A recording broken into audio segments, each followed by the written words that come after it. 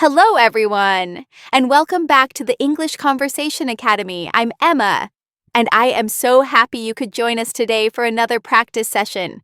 And I'm Alex. It is great to be here with you all. We hope you are having a wonderful day wherever you are in the world. This video is designed to help you improve your listening and speaking by hearing natural English conversation. That is right, Alex. And today we have a very interesting topic to discuss.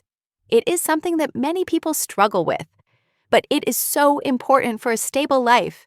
We are talking about financial discipline. Oh, wow, that is a big one, Emma. Financial discipline. Just the word discipline sounds a bit scary, doesn't it? It sounds like we are going to be very strict and not have any fun. I know what you mean. It can sound a bit boring or even a little bit difficult. But I actually think that having discipline with your money actually gives you more freedom in the long run.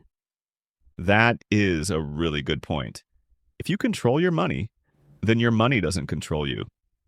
So, how has your week been, Emma? Did you manage to stay disciplined with your spending lately?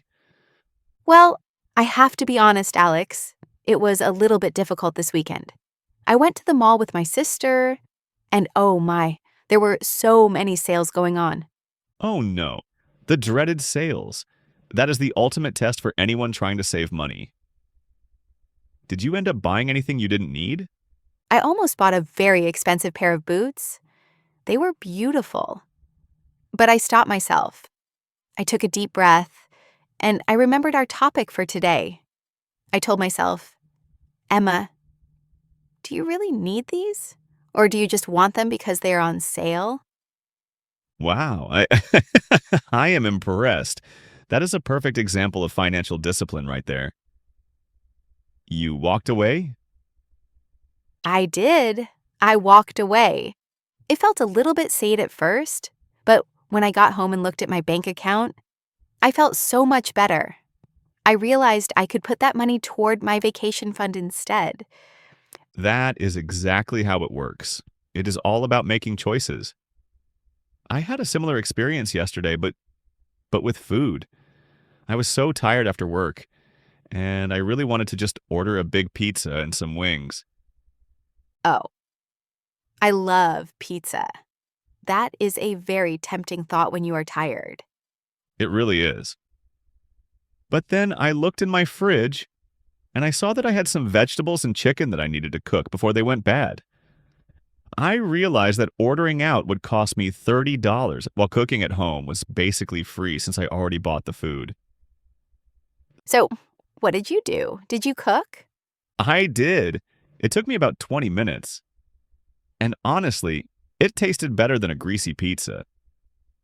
Plus, I saved money. It's those small daily decisions that really add up over time. Don't you think? I absolutely agree. I think many people believe that financial discipline is only about big things, like buying a house or a car. But it is actually built in the small, everyday moments. Exactly. It is like a muscle. The more you use it, the stronger it gets. If you practice saying no to small things, it becomes easier to manage the big things. That is a great way to put it. It's like a workout for your brain. Do you remember when you first started learning about managing money, Alex? Was it something your parents taught you? Hmm, let me think. My parents were actually very careful with money, but they didn't talk about it very much. I mostly learned by making mistakes when I got my first job. Oh man, I remember my first paycheck. I thought I was rich. Ha ha ha. Oh, really? What did you do with it? I spent the whole thing in 1 week. I bought clothes. I took my friends out to dinner.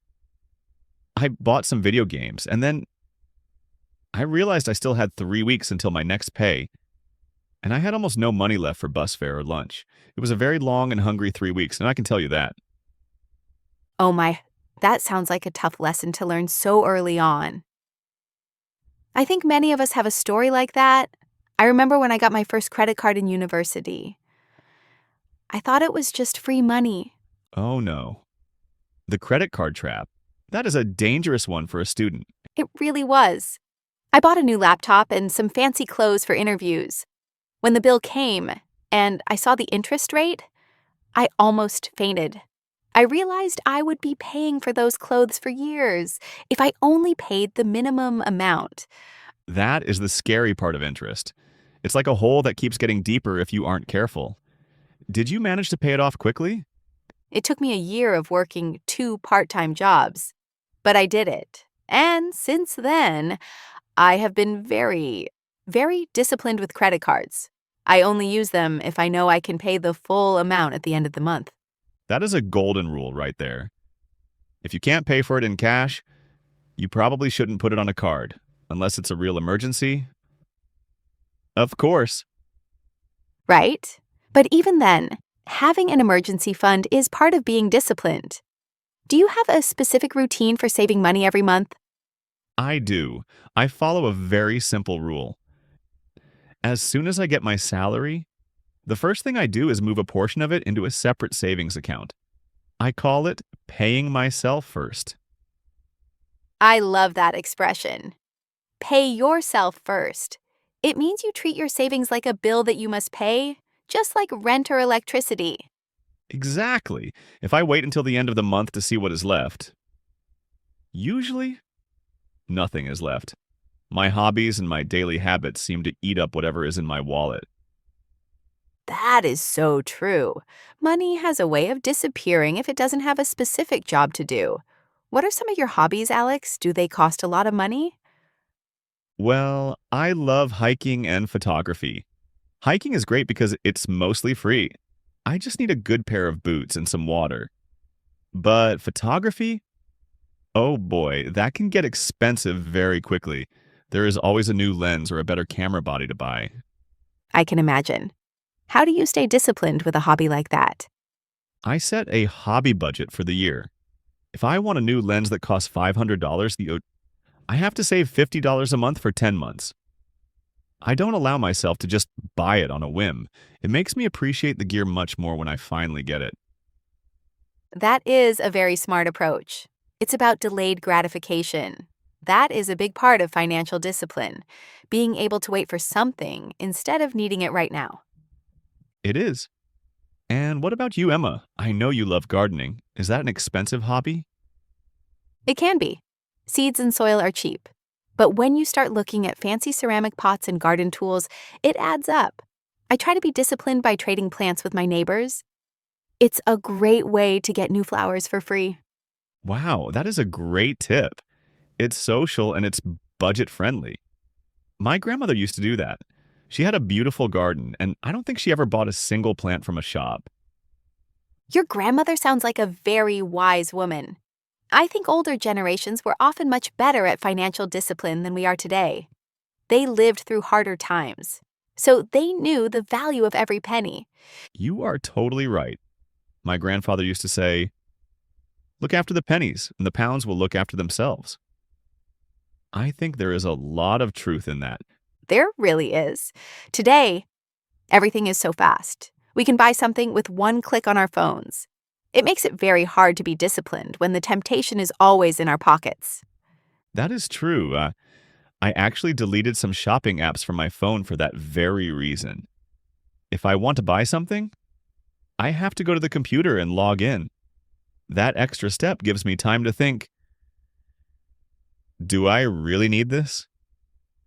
That is a brilliant idea. I might have to do that too. I find myself scrolling through clothes when I am bored on the bus. It's a dangerous habit. It really is. Speaking of habits, what is your daily routine like? Do you have any habits that help you save money without even thinking about it? Well, one thing I do every morning is make my own coffee at home. I have a nice travel mug, and I take it with me to work. A coffee at a cafe near my office is $5. If I do that 5 days a week, that's $25 a week. Wow. That is over $100 a month just on coffee. That is incredible when you think about it. Exactly. And I actually enjoy the coffee I make at home more. I can choose the beans I like. It's a small routine, but it makes me feel like I am in control of my spending from the moment I wake up. I do the same thing. I also started packing my own lunch. I used to go out with my coworkers every day. It was fun, but it was costing me a fortune. Now I bring a salad or a sandwich, and we all sit in the park together instead. That sounds much nicer anyway. You get some fresh air and you save money at the same time. Does your family ever talk about these things? My sister and I talk about it sometimes. She is actually much better at it than I am. She has 3 kids, so she has to be very disciplined. She tracks every single expense in a spreadsheet. Oh, a spreadsheet. That is serious discipline. I tried that once, but I forgot to update it after 3 days. I'm not very good at keeping track of every little detail. Haha, me neither. I prefer using a simple app on my phone that connects to my bank account. It categorizes my spending automatically. It shows me a little pie chart of where my money goes. Oh, those charts can be quite scary sometimes, can't they? Seeing how much goes to entertainment or snacks. Oh my. Yes. The first time I saw how much I was spending on snacks at the gas station, I was shocked.